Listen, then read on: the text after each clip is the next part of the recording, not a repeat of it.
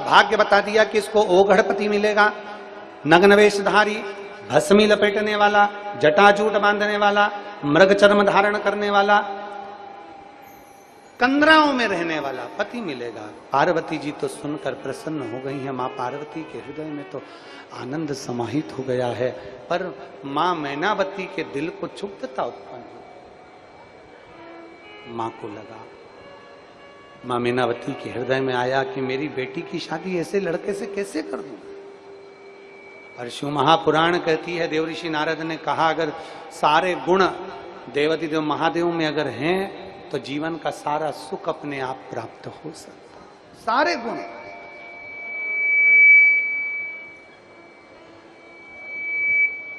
भगवान शिव में सारे गुण हैं जो प्राप्त हो सकते हैं। मांगो तो ऐसी जगह से मांगो जहां से आपको लगे कि दे सकते हैं। मांगना ऐसी जगह से जहां से लगे कि ये दे सकता है। एक कथा आती है शिव महापुराण की, बड़ी सुंदर है। रामचरितमानस में मारीच की कथा आती है। बोलो सुनी कि नहीं सुनी? अरे बोलो, सुनी मारीच की कथा? जम के तो बोलो। ठीक है, सुनी है तो मारीच के पिताजी का नाम क्या था?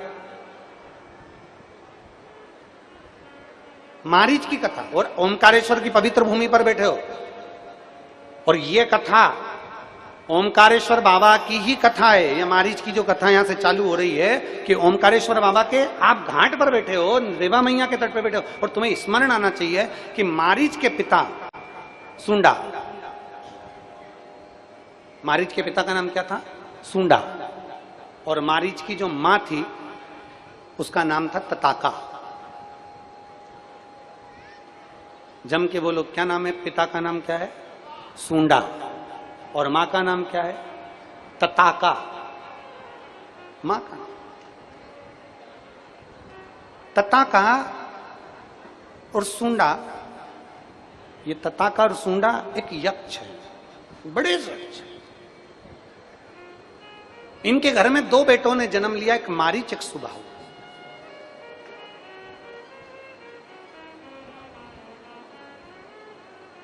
अब दोनों बेटों ने जन्म ले लिया, एक मारीच ने जन्म लिया, सुबाहु ने जन्म लिया, दोनों बेटे ने जन्म ले लिया। समय आया,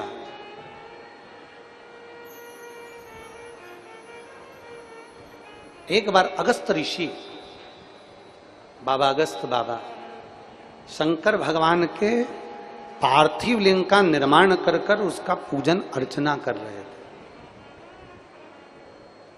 पार्थिव लिंग, अगस्त ऋषि पार्थिव लिंग का निर्माण कर रहे हैं, पूजन कर रहे हैं।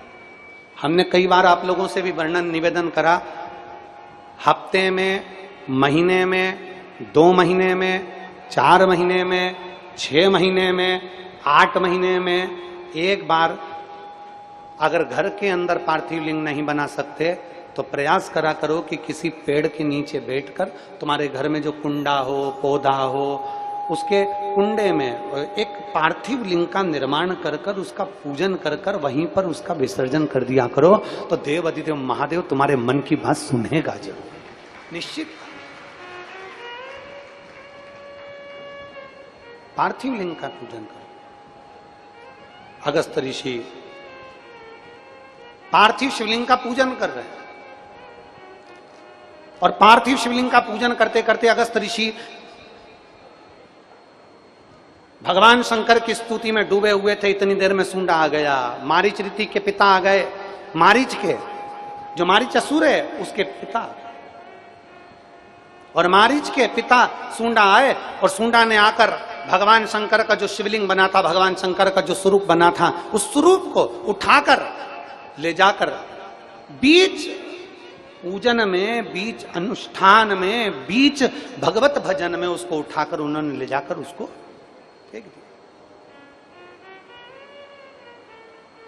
अगस्त बाबा के सम्मुख में ये बात हुई तो बाबा को बड़ा क्रोध आया, और अगस्त ऋषि ने हाथ में जल लेकर सूंडा के ऊपर छोड़ा और छोड़ते से ही श्राप दे दिया, सूंडा मैं तुझे अभी श्राप देता हूं कि तेरे प्राण चले जाएं। सूंडा मर गया, सूंडा के प्राण छूट गए। प्राण छूटते से ही मारी, सुबाहु और तताका को क्रोध आया, तुरंत अगस्त ऋषि की ओर भागे। अगस्त बाबा के आश्रम में पहुंचकर इन तीनों ने, यक्ष थे, भगवान शंकर की कृपा से यक्ष की योनि थी, भगवान की कृपा से बहुत अच्छी योनि इनको मिली थी, पर इन तीनों ने अगस्त बाबा पर जो क्रोध किया, क्रोध करते से अगस्त ऋषि ने हाथ में जल लेकर श्राप दे दिया कि तुम तीनों राक्षस बन जाओ।